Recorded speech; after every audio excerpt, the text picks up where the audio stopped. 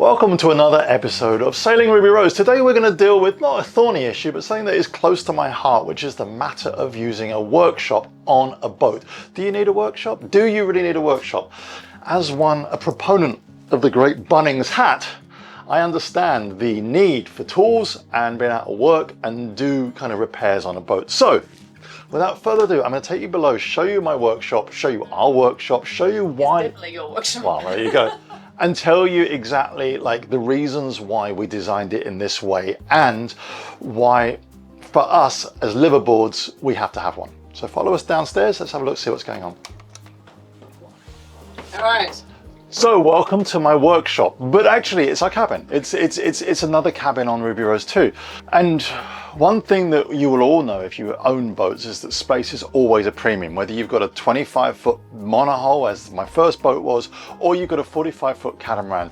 Everything should have multi-functionality. Now, it is always good to have a large number of cabins for guests where you've got, children that may, but having this berth is fantastic. It is a really nice self-contained berth. There are no hatches above, so if you were to bring a child in here, it's a really safe place to keep the child, so that you can be near the child.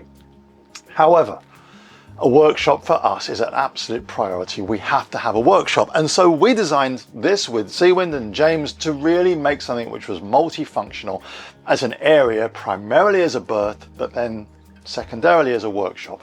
And so I'm going to show you how all this works. Essentially, the berth has two cushions on it. The cushions are removable. And then what you have this space under here, which is all wiped clean.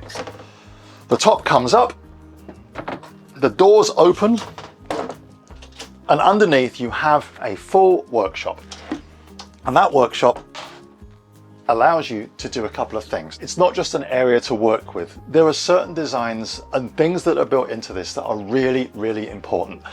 And I'm going to run through them all with you. Apart from a locker for your tools, there are a couple of points that actually were very close to my heart from working in clinical dentistry. The first thing is I wanted twin lights. And the reason you want twin lights is because if you have a single light, you cast shadows. And sometimes when you are doing these works, you don't need shadows. You need to see exactly what you're doing. Second point, I wanted an articulating stool. Now that means an articulating stool means that I can move around very easily and use all three sides of this workshop. I am not just relegated to using one part.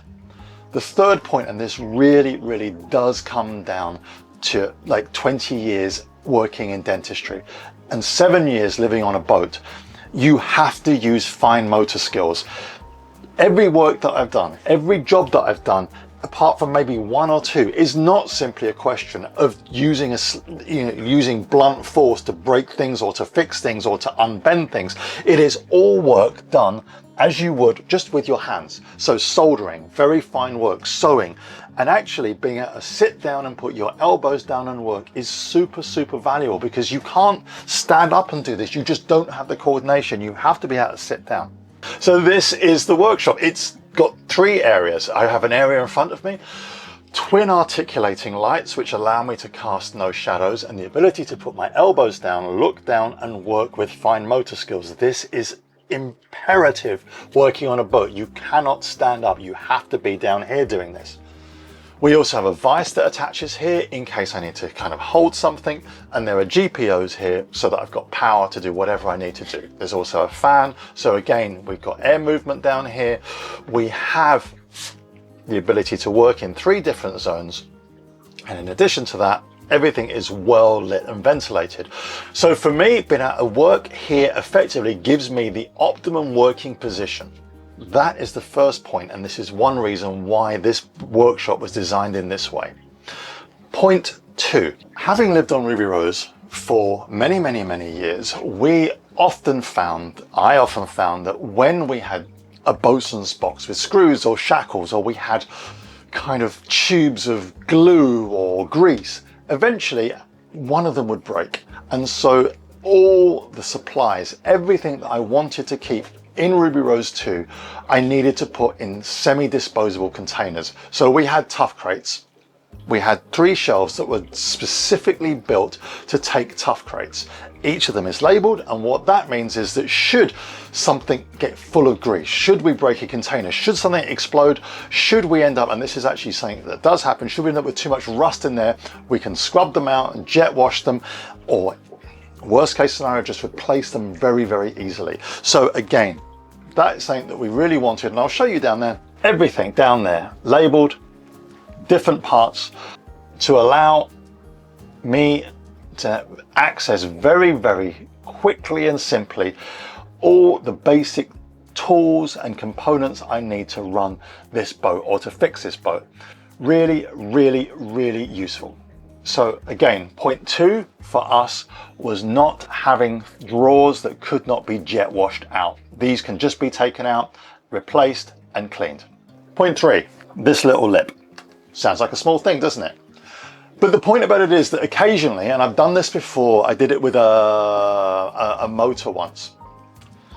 Essentially, sometimes you have things that are full of oil, sometimes you spill things, and I want to contain spills. So having a small lip there literally just holds everything in place. It gets me to the point where if I was to just open and, you know, drop a quart of oil down there, I would just be able to contain it. It doesn't slosh all around there. And so putting that lip in was just something that literally for us was about making sure that the boat does not get contaminated with kind of all sorts of gunge. And the 4th point, and this is actually something which is very, very important for me, often the works that I have done on boats are not completed in a day. There are times that you will see this, if you followed our channel for a while, you will know that there are times on a boat where you just can't get the work done, that you have to fix a pump, or you have to stop working, or you have to go sailing, and you're like, okay, the boat is now upside down. The number of times that I have been on Ruby Rose and the saloon table was completely covered in screwdrivers and God knows what, it is nice to be able to just close up and go, you know what, I'm not going to deal with this today, I will deal with it tomorrow. But then what if your workshop is in an area where you've got guests? How do you deal with that? Well, the point about this is that everything closes up and you can stop your work mid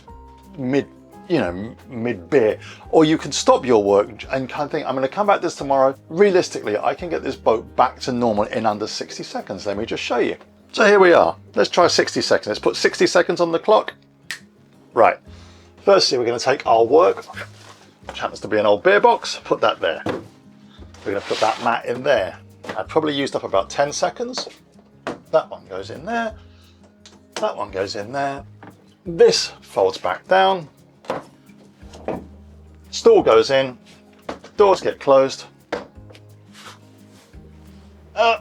And I'm going to do this one-handed, so I need you to give me some credit for doing it one-handed.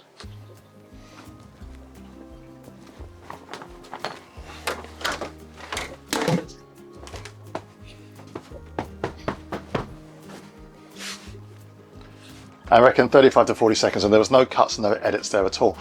So for us, it's very, very important. So those were the criteria that what we went to Seawind with and said, we need something that we can sit down and work at, where everything can be stowed, where everything for the boat can be disposable, where I've got lights, ventilation, and it's worked for us. So do you need a workshop on a boat? I guess that's the question I asked you. Probably not. If you live on board, you do need somewhere to work on a boat. So really a workshop becomes far, far more important if you're liveaboards. For us, super important. So for everyone, not that important. For us, incredibly important. Do we love this workshop? I absolutely do. And I spend a lot of time down here fixing things, cleaning things, polishing things, all of it, just to keep this boat running, because all boats need maintenance. So look, quick episode. Do you need a workshop on a boat? Yes, you do, if you live on board. If you've got a lovely garage at home and you can take the stuff home after your weekend of sailing, no, you don't. But for us, super important, and I hope we always promised you that I would show you the workshop in its entirety. Thank you for watching this episode. I hope to see you all real soon.